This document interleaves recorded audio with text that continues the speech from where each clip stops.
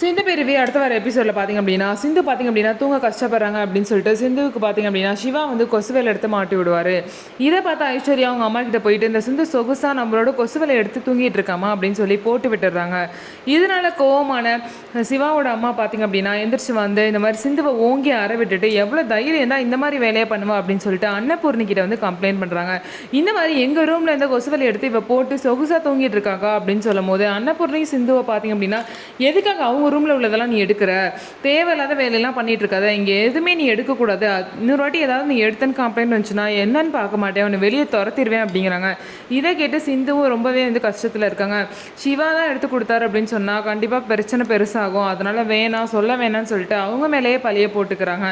So இதுக்கப்புறம் எப்போ தான் அன்னபூர்ணி மனசு மாறும், சிவாவையும் சிந்து சேர்த்து வைப்பாங்க, சிந்துவை எப்போ தான் ஏற்றுக்க போகிறாங்க அப்படின்னு சொல்லிட்டு வெயிட் பண்ணி நம்ம பார்க்கலாம். நம்ம வீடியோ உங்களுக்கு பிடிச்சிருந்தா நம்ம வீடியோவை லைக் பண்ணிக்கோங்க, மறக்காமல் நம்மளோட சேனலை சப்ஸ்கிரைப் பண்ணிவிட்டு பாருங்கள்.